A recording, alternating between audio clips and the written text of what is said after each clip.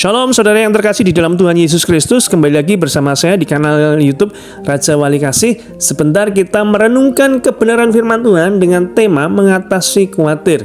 Namun sebelumnya kita akan berdoa terlebih dahulu. Bapa di surga, terima kasih buat anugerah kasih-Mu yang berlimpah-limpah atas kami. Kami ada sebagaimana ada saat ini semua karena berkat perlindungan anugerah-Mu atas kami. Bila sebentar kami tidak membaca, mendengarkan, merenungkan, serta melakukan firman-Mu, Engkau yang mengurapi, menyertai setiap kami. Kami percaya firman-Mu ya dan amin. Firman-Mu pelita bagi kaki kami dan terang bagi jalan kami. Berbicaralah dan kami percaya ketika firman-Mu disampaikan, mereka yang sakit Tuhan sudah sembuhkan, mereka yang berbeban berat Tuhan sudah memberikan kelegaan, dan mereka yang berkekurangan Tuhan sudah cukupkan dan buat berlimpah-limpah. Dalam berkat nama Tuhan Yesus Kristus kami berdoa dan mengucap syukur. Haleluya, amin. Pembacaan firman Tuhan terambil di dalam Matius 6 ayat yang ke-31 sampai 33. Matius 6 ayat 31 sampai 33. Sebab itu janganlah kamu khawatir dan berkata, apa yang akan kami makan?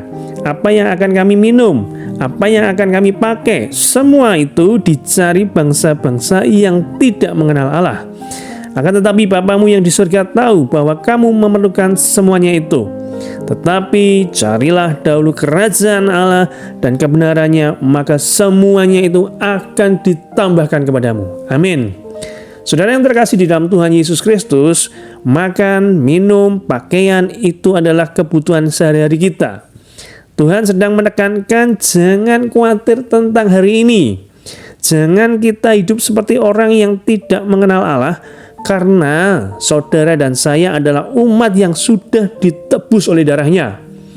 Kebutuhan dan keperluan kita akan Tuhan cukupkan ketika kita benar-benar memprioritaskan kerajaan Allah dan kebenarannya.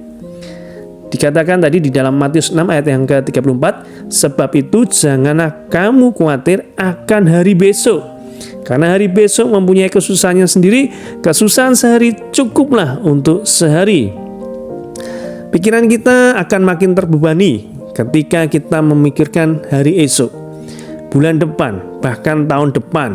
Kekhawatiran dan rasa takut terjadi karena kita memikirkan hal yang belum terjadi, dan kita malah mengingatkan Tuhan tentang bagaimana langkah selanjutnya. Kekhawatiran akan menghabiskan energi dan membuat kita tidak kreatif.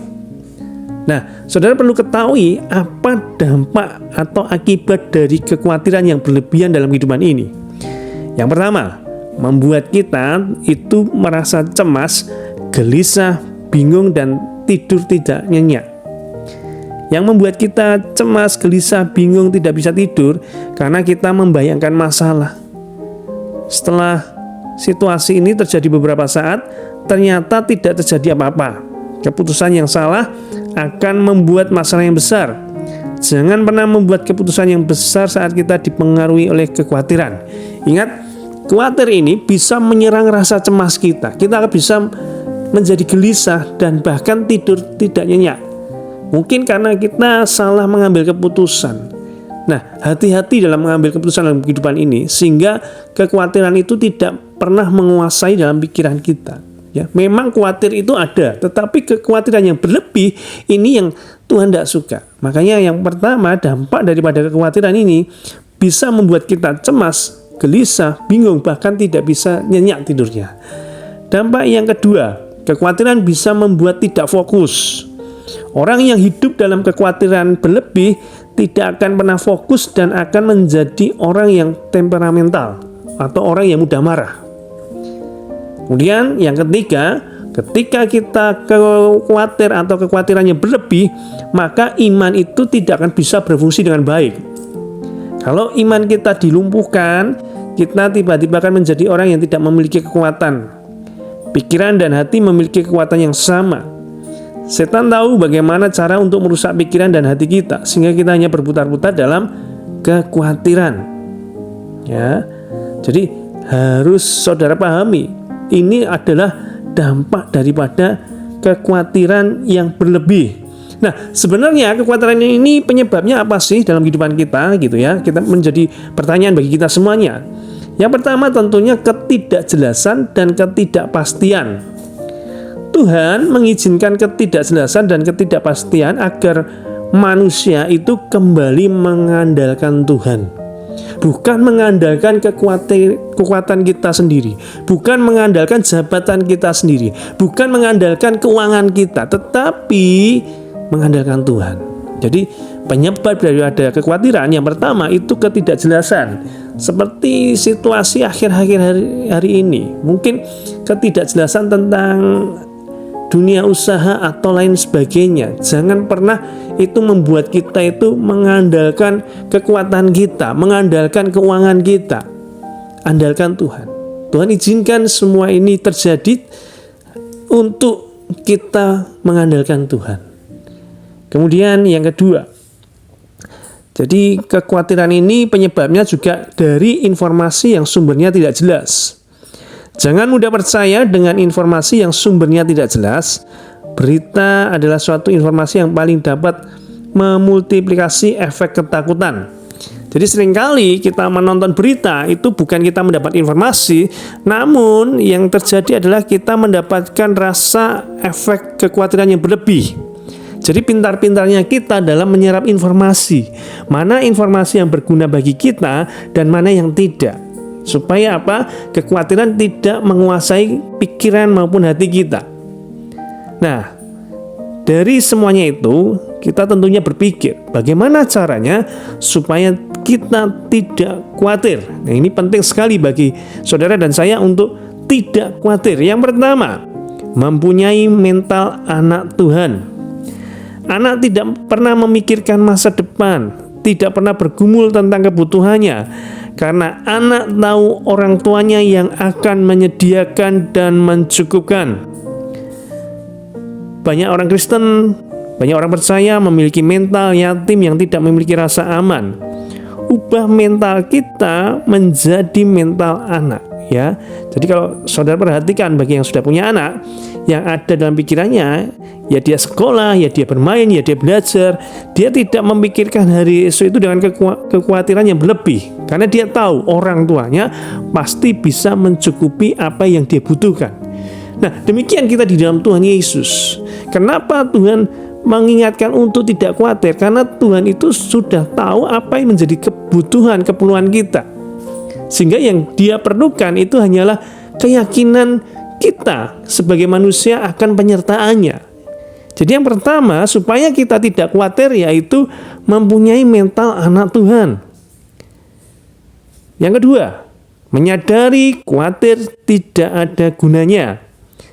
Jangan menyimpan dan memelihara rasa khawatir yang berlebih.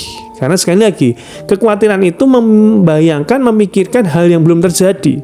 Dan kita harus sadar bahwasanya itu belum terjadi. Makanya kita hidup harus fokus apa yang kita kerjakan hari ini untuk menghasilkan yang terbaik.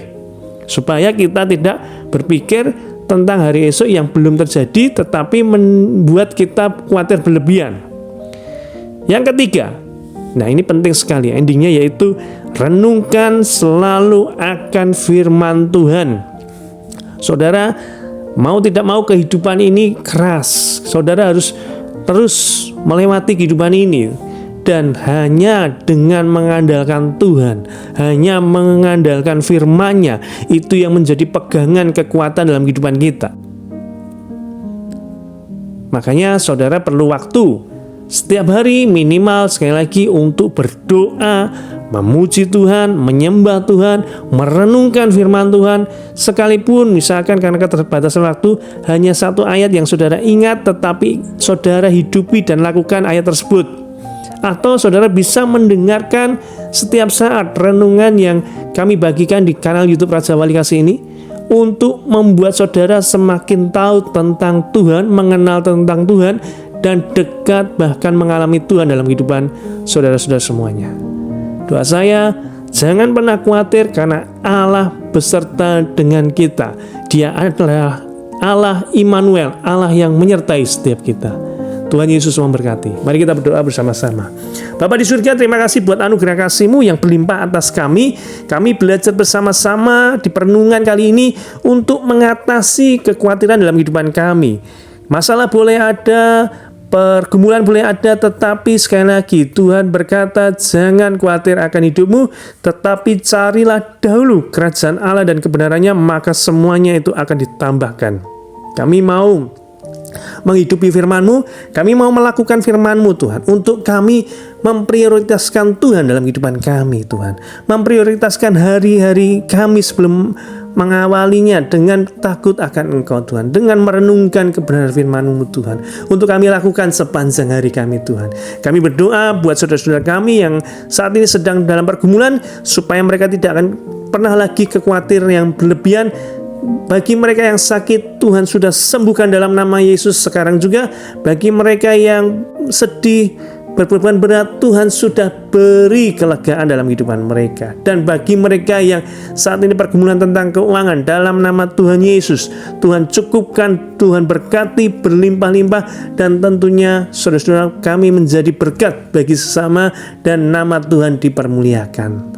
Terima kasih Tuhan Yesus, kami mau lakukan yang menjadi firman-Mu, untuk kami tidak memiliki rasa khawatir yang berlebih. Dalam nama Tuhan Yesus kami berdoa dan bersyukur. Amin.